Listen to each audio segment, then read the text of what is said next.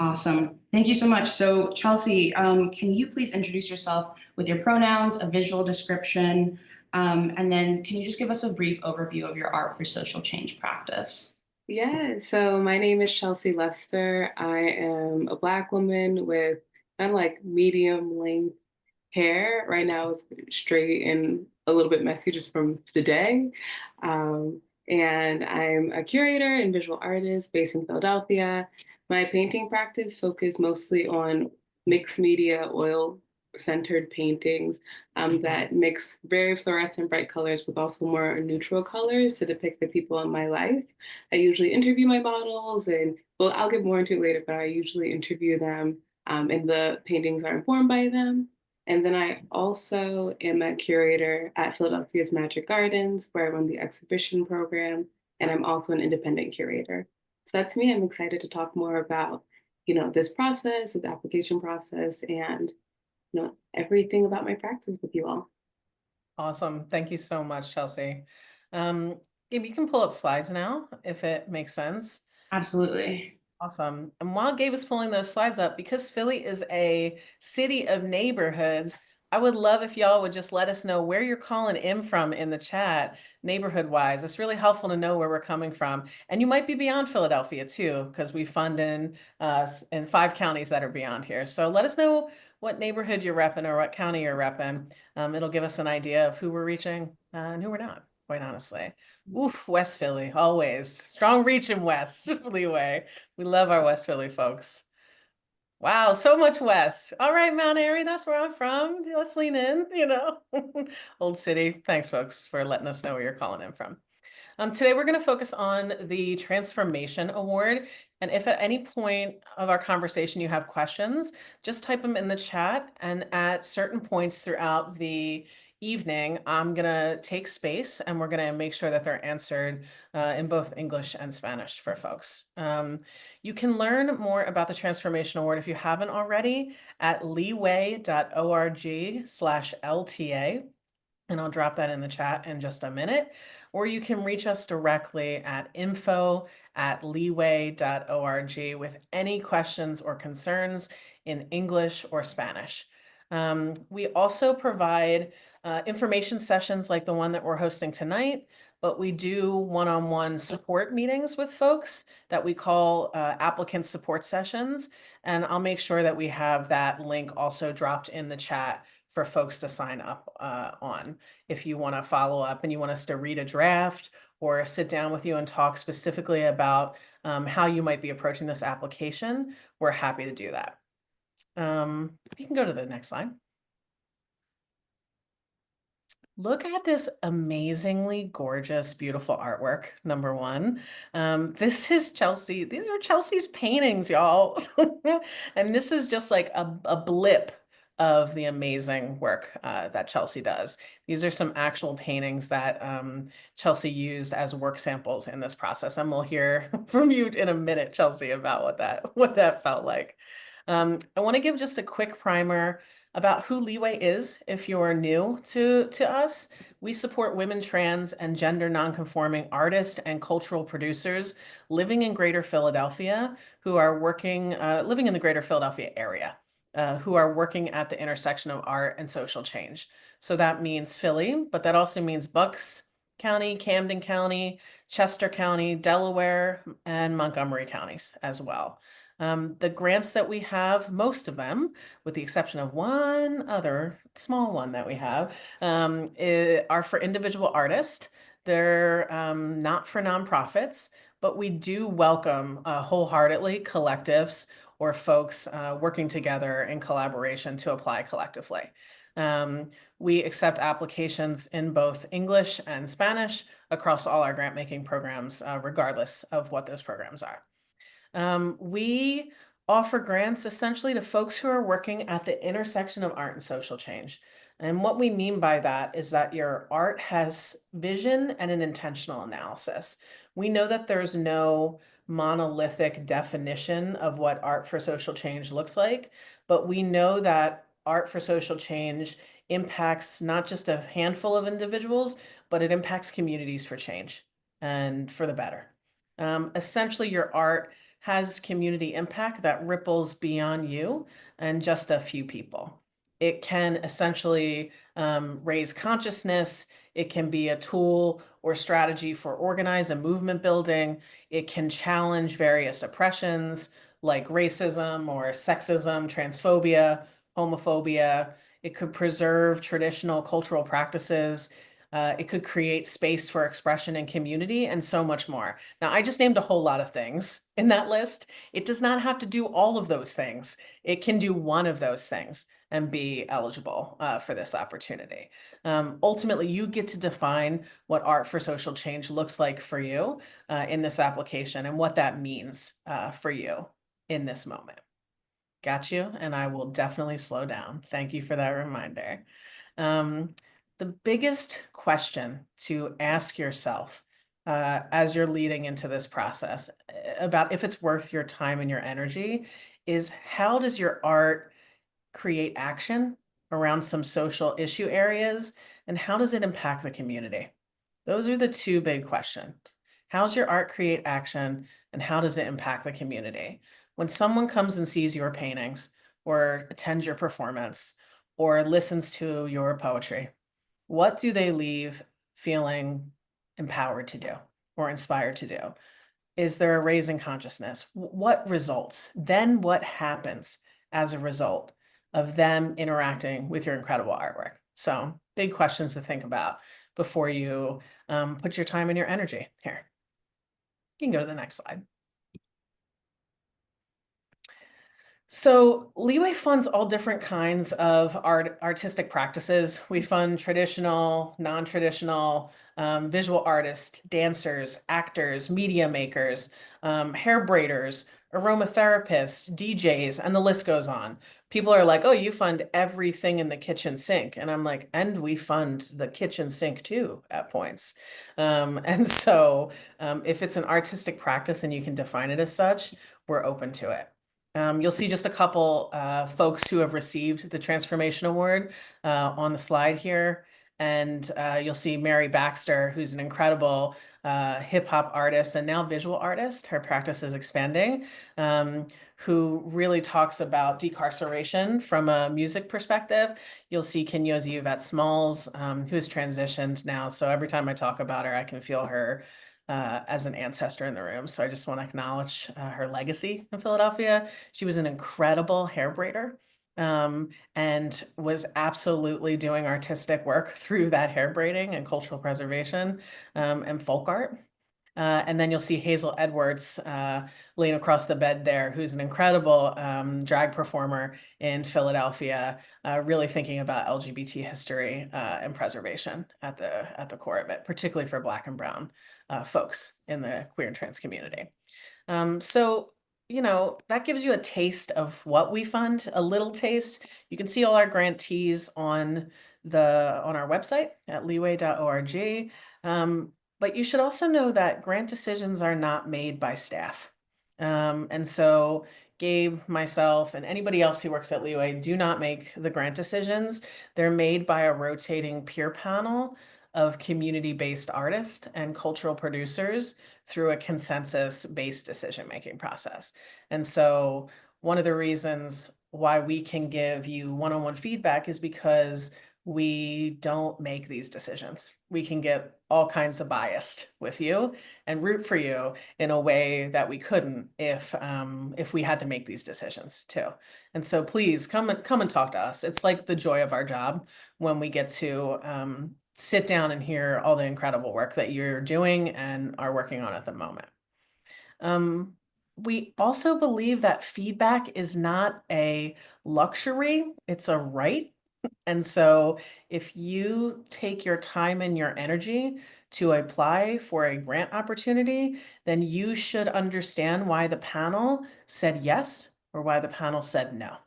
And so there's a little question on the application that asks if you want to receive feedback, you have agency over if you want to. You can click yes or no. But if you click yes, you'll get the feedback with your notification letter, which will come about 10 to 12 weeks after the deadline. So just a heads up about that. Chelsey, I just talked a whole lot, and I want to definitely bring your voice back into the mix. Is there anything you want to let folks know about Leeway that you think is worth them knowing if they are on the call tonight? Mm, I will definitely echo what you said about leaning on the Leeway staff for feedback. There is no way I would have gotten this grant without, receiving feedback from Gabe, from you, and just like really continuously going through the process and working with you all. So I would definitely lean into that. It was really supportive. And also, with grant writing, um, every institution wants something different. So Leeway really wants you to talk about your personal experiences and also like your impact in the communities you're touching in a very personal way. So really talking to them has helped me when I was going through the process kind of filter out the kind of grant fluff that we naturally feel like sometimes we have to add when we're talking about our creative practice, and help me narrow down my practice to a way that felt very honest and transparent, and community centered. So I would definitely just continue to echo that, to lean on the Leeway staff and meet with them during every stage of the process. I love that you just talked about grant fluff. Hmm. 'Cause it's a real thing, right? Like, we're like, "I have to sound a certain way in this grant Hmm. application," or "I have to write a certain way." You do not show up as yourself. That is the best way to show up in these grant applications. You don't have to have fancy language or grant speak to succeed in it. So thank you for calling that out. All right, Gabe, I'm passing it over to you. Okay, so let's talk about the program that we're here for tonight, which is the Leeway Transformation Award. So this is a $15,000 unrestricted award. So that means it is not project-based. It is not about work that might be upcoming that you're doing, but really it's a reflection about your artistic practice for at least the past 5 years or more. It's an unrestricted award for women, trans, and or gender nonconforming artists and cultural producers living in the greater Philadelphia area who create art for social change and have done so again for the past 5 years or more, demonstrating a long-term commitment to social change work.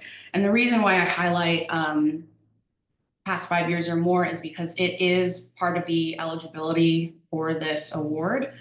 So you should make sure that, we'll go into the application in a second, but just be thinking about like, how are you demonstrating and kind of showing with dates that you have been doing this work since at least May 2020, if my math is correct, which I believe it is. And yeah, I just wanted to also call out this beautiful photo of our past LTA awardees from last year. So we gathered them in our space here at Leeway's office, and they got to connect and network with each other, something that we're excited to do again.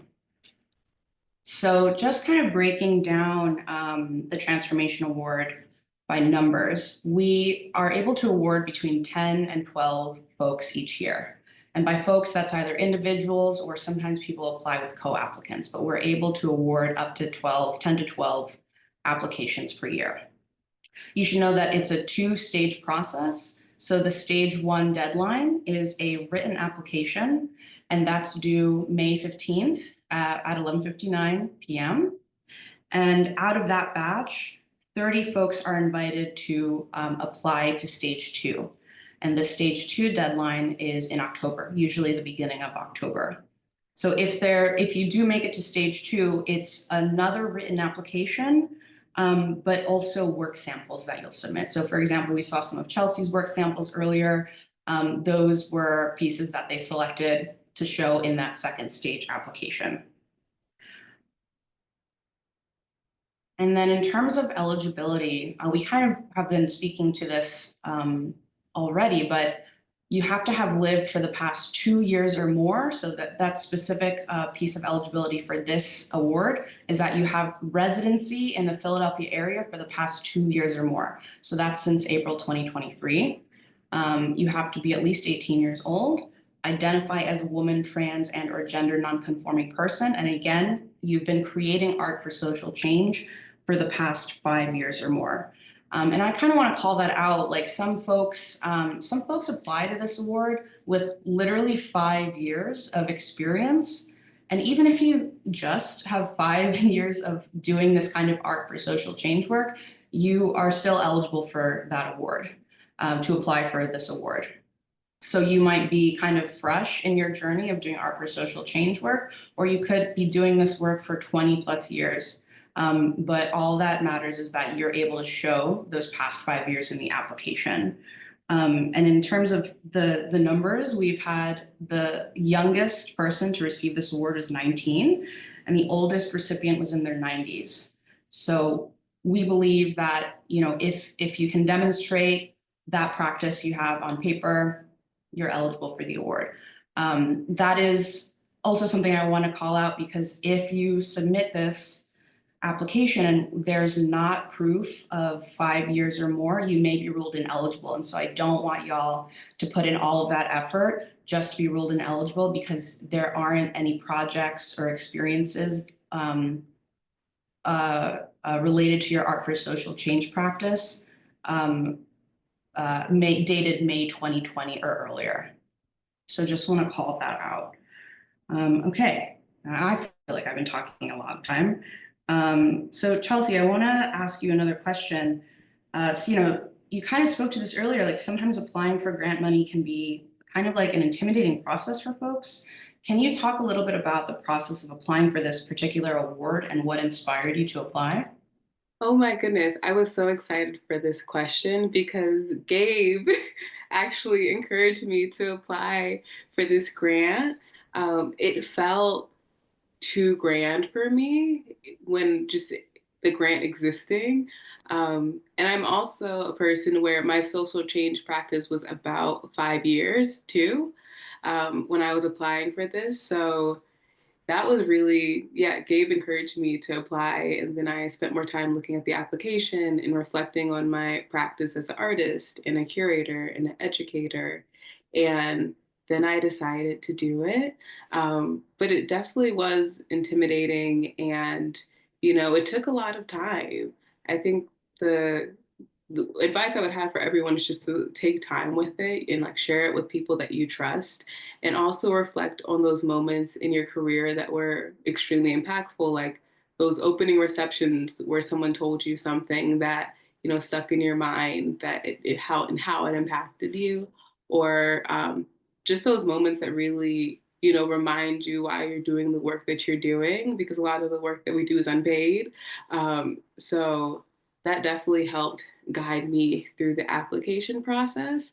And also, working with the Leeway staff, working with mentors that I've had in the past. I also reached out to past recipients, and had them look over my application.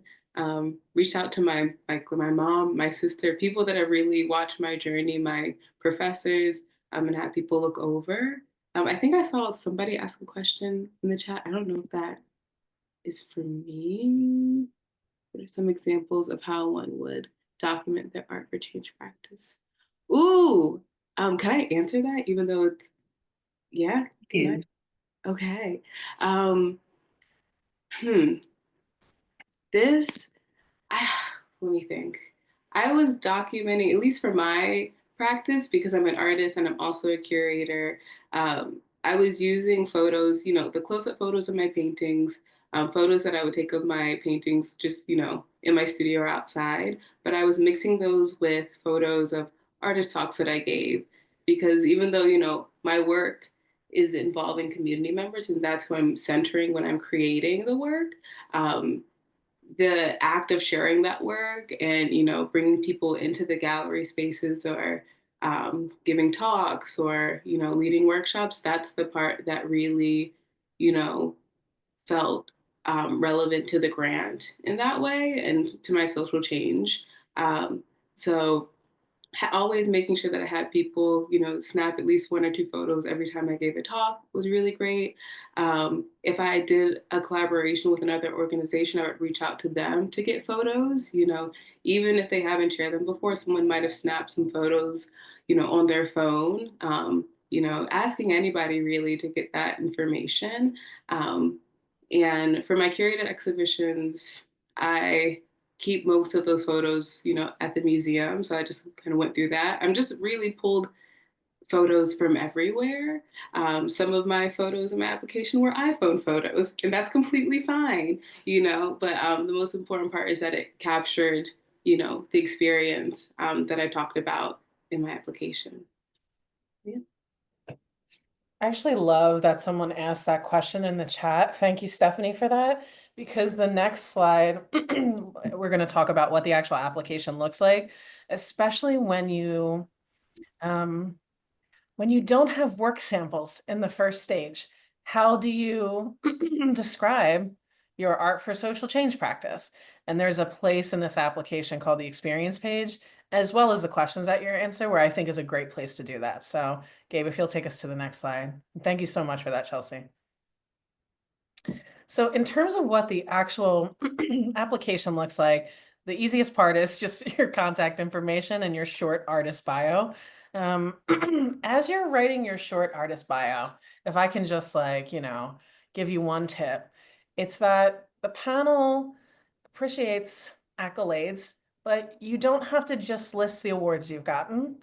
Or if you're feeling like, I don't have any big fancy awards, what do I put here? It's okay. You don't have to have those, right? If you have them and want to list them and it feels authentic to who you are, go for it, right? But don't let the bio stump you in a way where you're shifting into the fluff or the grand speak and not into what you actually do and who you are. Because they actually really want to get to know your work and who's behind that work at the end of the day. It'll also ask for something called a social change intention. And so Leeway will ask you to identify at least one social issue area, but no more than 3 sort of social change categories that best describe the intention or vision behind your work. So this includes categories like cultural preservation, racial justice, feminism, decarceration, and the list goes on. Leeway doesn't self-define these intentions for you, and there's room in the application for you to self-define what these mean to you, right? And so if you select feminism, you get to define what feminism looks like for you and be like, it ain't 1950s white lady feminism. No, thank you. It's intersectional, right? And so you have the space, particularly there's question number 3 that we're going to talk about in a minute, that is going to ask you what you selected as your social change intent and how your work embodies those areas. Chelsey, you chose some intentions for this application. You chose feminism, LGBTQA social movements, and racial justice. How did you talk about how your work engaged with those issue areas? I thought a lot about the different partnerships and organizations I worked with, and also just the people that I was making art about and sharing my work with.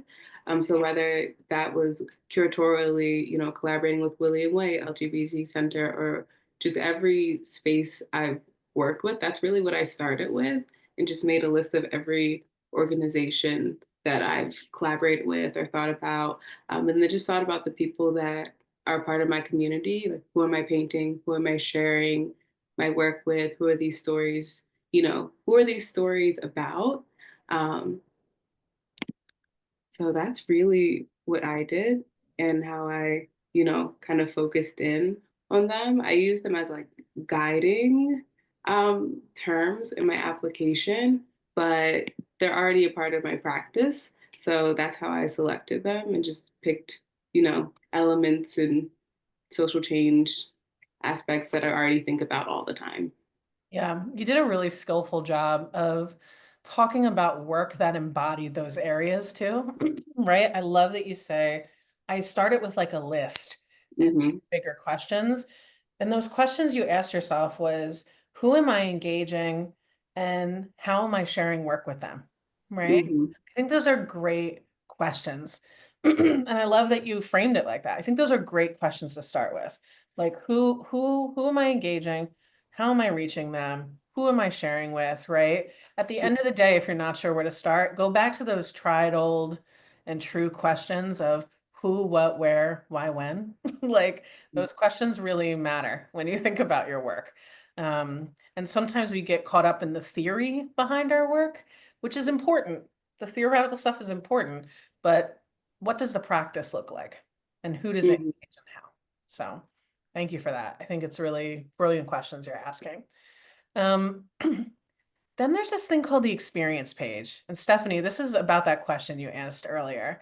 The experience page is different from other applications where you're uploading your CV or your resume. Leeway's Transformation Award application, in fact, all of Leeway's applications do not ask for a resume or a CV. Our panels aren't interested in it. We're actually interested in 4 to 10 personal, professional, or political experiences that have led you to your work as an artist today. Of course, this can include it can include the professional stuff, the accolades, right? The exhibitions, the degrees, whatever you want to put here, right? Professionally. But what are the personal things that led you to this moment? The political things that have shaped your artist career. I think it's really important to try and pull the curtain back for the panelist and help them get to know you a little bit as the artist behind this work. I would not use the experience page as a place to just recreate a resume. If Leeway wanted a resume, we would ask for one, and then you would just upload it, right? So we're asking you to sort of think, a little, to zoom out a little bit and think about all the ways in which the things that aren't on a resume may have shaped and led you to this point in your artistic career.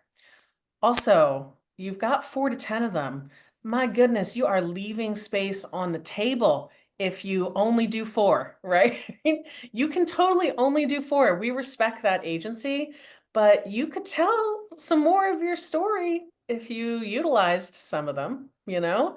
Um, and it looks like it's a small space in the application, whether you're doing a hard copy or a digital version online, but you have more room to say things than I think you think, right? You've got 325 characters. That's like 2 sentences, friends, you know? And so instead of just saying like, I attended the Allied Media Conference, okay, cool, you went to a conference, but what if the panel doesn't know what that thing is, right? And why was that event important to you? If you just said a couple more words that said, I attended the Allied Media Conference, and it was the first time I got to share my media work with queer and trans people of color, right? That could be a huge monumental moment for you, especially if you're a media maker and you're applying as a media maker in this work, right? And so think about how you can let the panel know why it was a formative and important experience for you at the end of the day on that experience page. There is no right or wrong in your experience page. It's yours. You get to create it. But there's one of those experiences that you get to call out or highlight and describe more. You have a little more space to talk about that, right? We call it the highlighted experience. And I would strongly recommend that that highlighted experience is the most compelling in terms of its relationship to your artistic practice. So don't just pick a random thing there.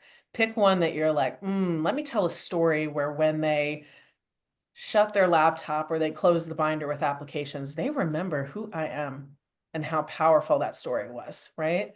Your application is like chapters in a book. Tell them a good story, make them want to turn the page. Even if you're not a writer, you have the capacity to that because we all have incredible stories as part of our lives, right? Chelsey, how did you approach the experience page? How did you figure this thing out? It's an Ooh. upload button. Oh my goodness, I'm so excited to talk about this also because I I wrote it pretty much like a CV resume, and then Gabe gave me a lot of feedback. So I'm so excited to share like what I learned from that and shifted. So like Melissa said, you really have space for maybe 2, maybe 3 sentences for each experience. So the way I structured it was having the first sentence explain really what that experience was, whether it was a collaboration or whether it was a curated exhibition or whether it's, a art piece that I created to just set the scene, and the next sentence I use to describe the impact. And for this section, I also really focus on community building and the relationships that have really formed my practice, and gave this section as a space to not only highlight collaborators I've worked with or, the parts of my career that have really built my passion for it. I also wanted to, just explain the impact. So maybe I've worked with William Way for 5 years with through curated exhibitions and showing my work, and blah blah blah in the first sentence. In the second, I'm talking about how it impacted me, and how being on their art committee led me to be a curator, really. Like, all those relationships I really tried to highlight in this section. And yeah, the two sentence structure is how I approached it. Like Melissa said, there's no right or wrong answers for this section, but that helped me, get through it and feel confident and feel really clear about my experiences, but also, share the impact that they've had. Awesome. Thank you so much. We can go to the next slide. All right, here are the questions. Valerie, in the chat, you asked this incredible question. You said, and I'm going to lift it up verbally for everybody, I am having a difficult time distinguishing between these questions. They all seem like the same thing to me. Brief bio highlighting your art for social change practice, description of your experience, description of the experience, providing specific projects or examples of the experience, right? I feel you. It can feel like, oh my God, I'm lost in the word soup of it all, Let's take a look at these questions right now. If you think about your brief bio, you've got 1 to 3 sentences there. So that is really like an appetizer for a main dish. And Valerie, if you're who I think you are, I'm going to use food analogies for you because I think you work in the culinary arts. And if that is you, your food is delicious. And so your short bio is only 1 to 3 sentences. It gives them a taste. It's an appetizer about what they're going to say. Your experience page are these little blips, 2 sentences, essentially, with the exception of the highlighted experience, which you get to expand. So by the time they get to the 6 questions, you might be referencing things that you may have mentioned in your experience page, but now you get time to actually, and the space to actually talk more deeply about them, right? And so first question is going to ask about your art for social change practice for at least the past 5 years. And so for some folks, Chelsey let us know she was at the start of that trajectory, which is wild for me to believe because your work is so powerful. But some folks might have decades under their belt who get this, right? And so you've got some space there to talk about what that practice looks like and how it has evolved over time. Because even if you've only been at this for 5 years, there's evolution in your practice. And so the panel is curious about what's it look like and how has it changed if it's changed over the course of 5 years or more. The second question is really asking you to talk deeply about specifics, right? And so there might be something in your experience page, a project you mentioned, where you're like, oh, I'm working on a project called Love Notes, right? In question 2, you might talk deeply about Love Notes and how it connects to your art for social change practice or what it looked like. Question 2 is really important in terms of giving them something specific to hold on to that's not just the experience page, because you might be generally talking about your practice as a whole, but maybe there's an exhibition you did or a series of workshops you hosted that you want to really hone in on. Chelsey, we didn't ask you this question in advance, but how did you figure out what to lift up in question number 2, if at all? Like, did you hone in on any specifics? I did this for the whole application, but I really went back to the social impact. So that also helped me narrow down my projects just in general, because even though I've had about 5 years of the social change practice at that point, I still had done so many projects in that period of time. So I really tried to focus on the most impactful experiences that I had. So you know, the experiences that reach the most people that, are also part of the social change elements that I picked with like feminism, with, dealing with race, LGBT and queer, different people and individuals. So I really focus on, referring back to those three topics in a way that impacted as many people as possible, and also was most impactful for myself, where I could talk about it with heart. So that helped me narrow down and focus on those experiences. Yeah, you got specific. You like talked about specific series of work there, Mhm. right? Or specific exhibitions. Like really appreciate the specificity there. Really helps them grab onto something. And thank you for letting me ask you a question we didn't send you in advance. Okay. No, yeah, that's fine. Um, the third question is directly about your social change intents. And so those categories you picked earlier, feminism or racial justice or immigrant justice or, the list goes on. What did you pick there? And how does your art create some change or action around those areas, right? For me, feminism looks like XYZ, and my work creates change or action around that area by doing fill in the blank, right? So it's really asking, what did you choose and how does your work create some action or change around those areas? Question number 4 is all about you, basically who you are and how that influences your work. There's going to be a question that's like, define your community and your intersections. And you get to define what those intersections are. We're not going to ask you for any demographics other than your age in this application in your neighborhood. And so you get to define the intersections that make you who you are and have led you to your work, right? And so if I'm addressing this question, I might say like, my queerness and my whiteness really influences how I move in spaces or don't move in spaces. And so I would feel the need to lift that up for myself. And it really influences the art that I create. And so who are you and how that influences your work is question 4. Question 5 is all about who your people are, right? And so what are the communities that you serve? And how does your work engage them and involve them, right? And so you've just told them about yourself in question 4 and who you are. Now you're telling them about the people that you engage and serve through your work, right? And how they are involved in it. And then question number 6 asks you to think about a big question, which is your impact of your work, right? And so this doesn't have to look like numbers or butts and seats at performances. It could look like, over the years, every time I perform my poetry, there's always youth that come up to me and tell me how powerful it's been for them to hear it.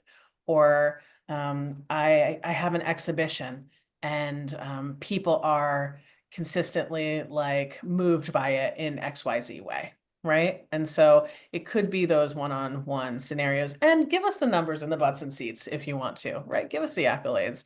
But how are you thinking about and seeing the impact of your work in the communities that you serve?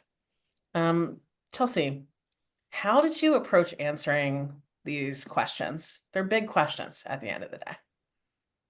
I mean, they're huge. It took a lot of reflection.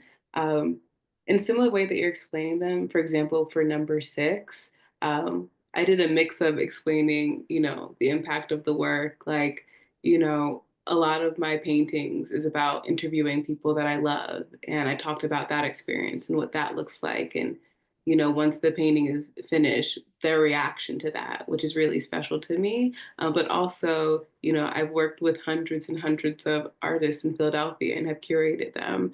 And so I got to talk about, the numbers, but also the impact. Um, so that's how I approach at least number 6. At least for 4, like who I am and how that influenced my work. My identity really influences my work. So I was really transparent about that as being like a Black queer woman. Those are the communities that my work is about and that I'm centering. But I'm also always thinking about, the gaps in the curatorial world or the gaps in the, gallery museum world when it comes to representation. And not only the gaps, but, how those shows are presented when they're about queer folks, when they're about Black people, when they're about women. Like, even that, who's leading those conversations and who has the agency over even putting that work out there and how that's presented.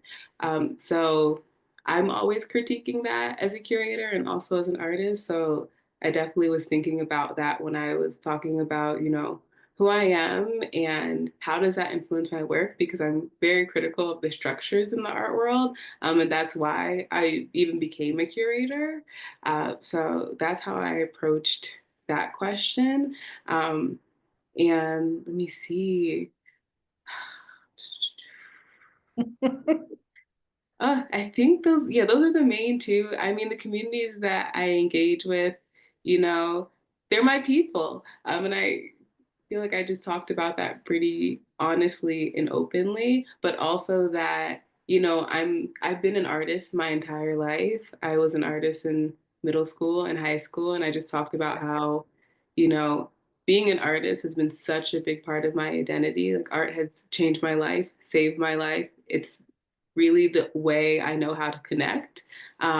So I definitely leaned into that experience too, because I don't know what my community would be if I didn't have art.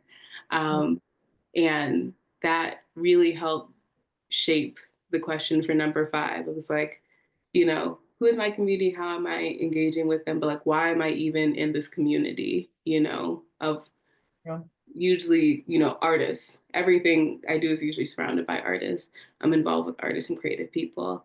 So that's how I approached those questions. And then for the specific projects, I just thought about, the body of work as an artist that have really shaped my career. I'm an artist that works in series, and I usually get stuck on a series for like 3, 4, 5 years.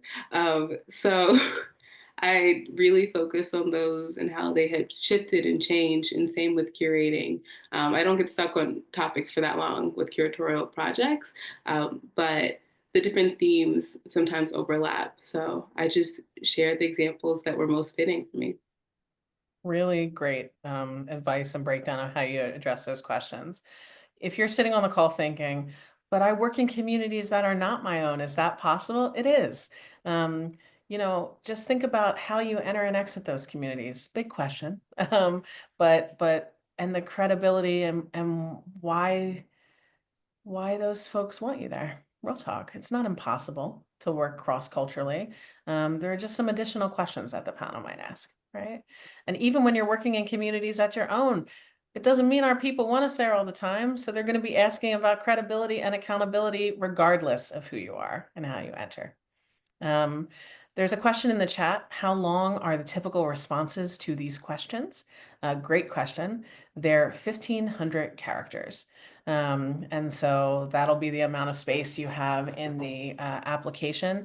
If you're doing a hard copy app, they're all 6 questions answered in 2 pages, 2 typed pages or less. And so that gives you an idea of what you're working with there. Gabe, I'm going to pass it to you to round us out. Sure. So just a few things to keep in mind. Things we've mentioned in this session already, but again, stage 1 is just a written application. It doesn't include those work samples, right? If you're invited back to stage 2, that's when you'll be able to provide work samples. And I do suggest that you keep those work samples in mind even as you're writing your stage 1 application, right? Because you don't want to submit your stage 1 application writing about XYZ projects and then submit ABC work samples in your stage 2 application. But I think the panel is going to think that there's some kind of like disparity there, right? They're going to be wondering about the things you wrote about in your stage 1 application. And so Chelsey, I'm curious, when you were doing the stage 1 application, were you thinking about your possible work samples if you were to be invited back to stage 2? Absolutely. I had work samples planned out in my head for everything, or knew where I could get them if I needed them, if I moved on to the next stage, which I was very hopeful and happy that I did.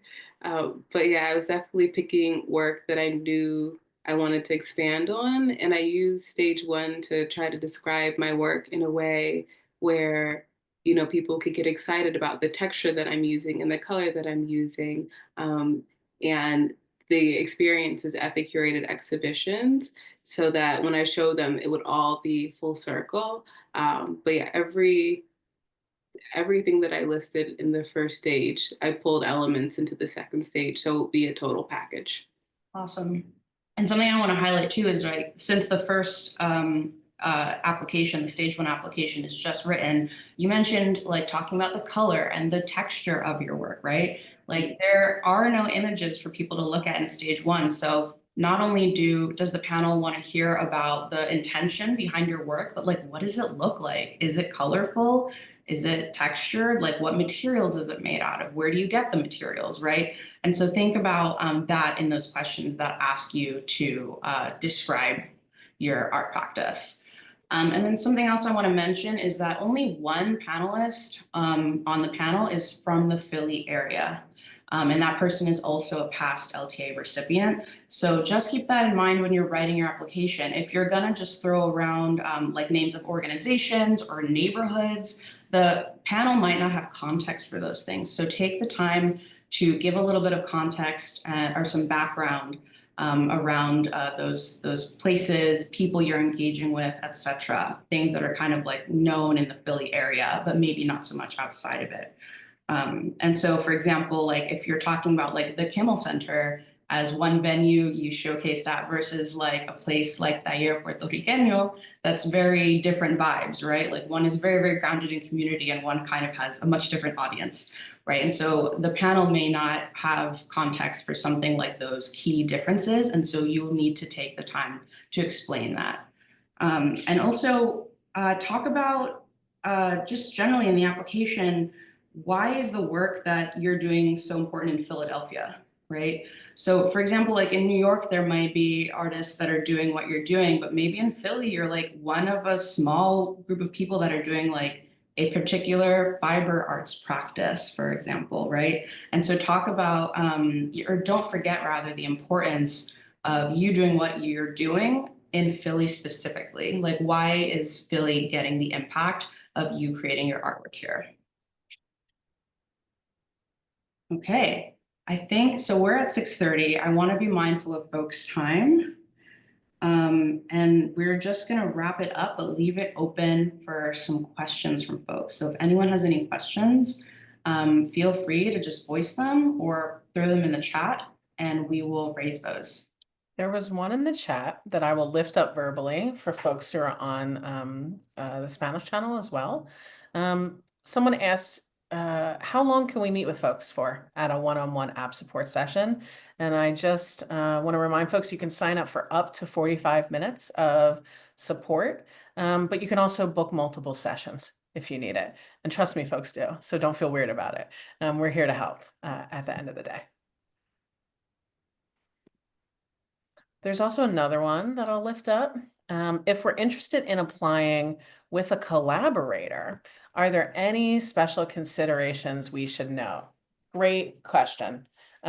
If you're applying with a collaborator for the Transformation Award, I would say utilize that experience page as a place to tell a story, not just about yourself, but a story about how the 2 or 3 or 4 or 5 of you, however many, have worked together, right? Help them understand that you have experience together, and that it's not just focused on just you. If you also do a collaboration, only one of you, this is logistical now, only one of you will do the full application. You'll answer the 6 questions as a collective of folks or collaborators, but everyone else will do a co-applicant form or collaborator form. And that will just be a different experience page for everyone. So you all do not need to answer the 6 questions. You'll answer those one person who will be the main applicant, and then everyone else will be a co-applicant. But reach out to us. We can help you navigate that process if you need to. Oh, I have a question. Go for it. Can you, I'm sorry, I'm still kind of computer challenged here, so I didn't know how to put it in the chat. And pardon me for not showing up, but this computer is showing my husband's and I'm upside down, so it's just crazy. I got you. So the person just asked a question I was thinking about asking as far as what does a collaborative look like? And do we have to, if I'm going to uplift talk about all the people that I worked with. Now, do I have to have a page for each one of them? So great question. They're going to do their own experience page, right? And so if you apply with a co-applicant, Debbie, they're gonna write their own experience page, essentially. That's what the co-applicant form is. And then you just do yours and any experience that you might have shared, you know? Okay. Well, what about if I'm not going to do a collaborative? I just wanted to know because I work with people, but I'm just going to do the grant myself. No problem. In Okay. fact, everybody who applies for Transformation Award has worked with other people. The time to do a collaborative application is when you have shared vision and ownership behind the work, right? We saw a group called Las Artivistas apply as a collective, and they were this incredible collective out in Montgomery County who was really thinking about the preservation of Spanish culture through art forms. And they applied as a group of 7. And so, Wow. but all their work had been done together and they all had ownership over it. It wasn't like one of them and then 6 of them were helping the other one's vision come to life. So, Okay, thank you. no problem. There's some other questions in the chat too that I'll lift up.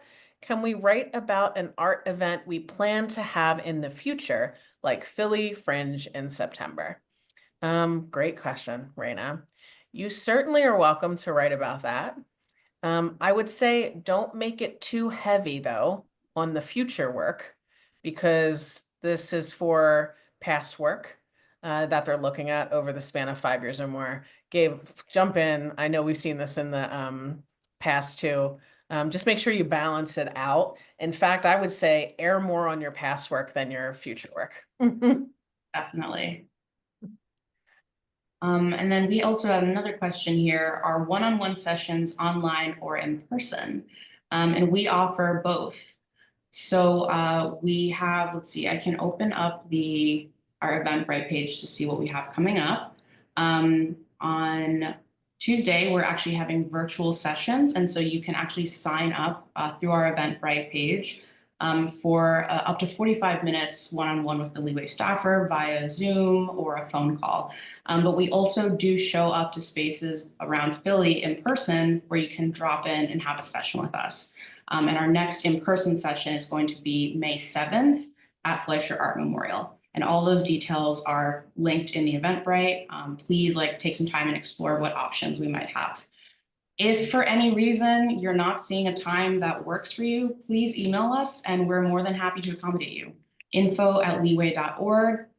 Just let us know you're looking and none of these slots are working out and we're going to try to meet you where you're at.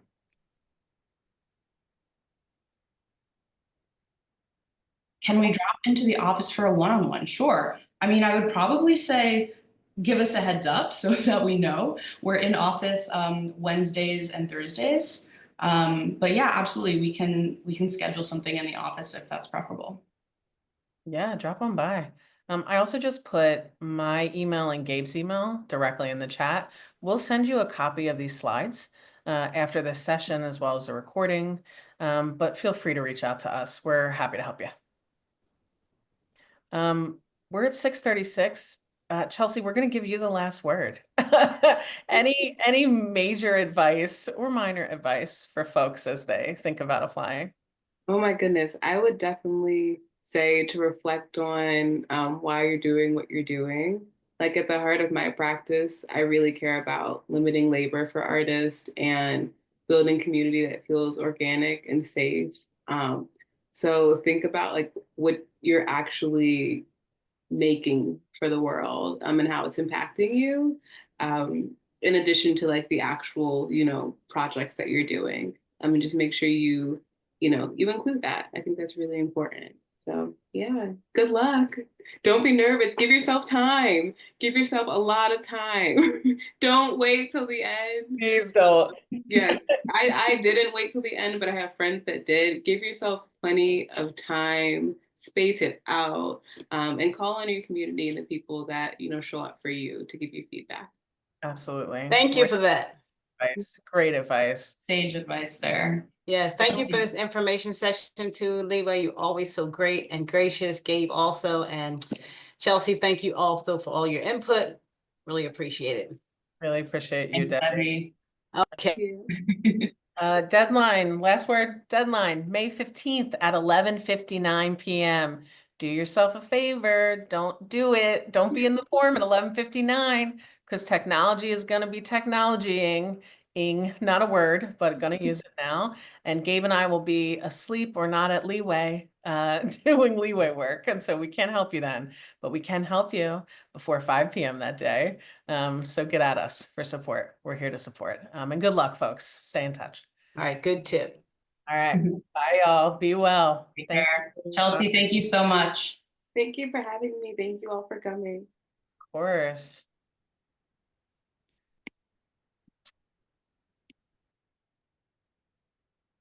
Cool. Hampa, thank you. Yes, doing the Lord's work in the background. So Literally. appreciate your support today. Hi, Melissa. Thank you so much. It was a pleasure meeting everybody. Gosh, I'm so glad to see you here. Yes, likewise. Have a good night, everyone. You too. Be Good well. night.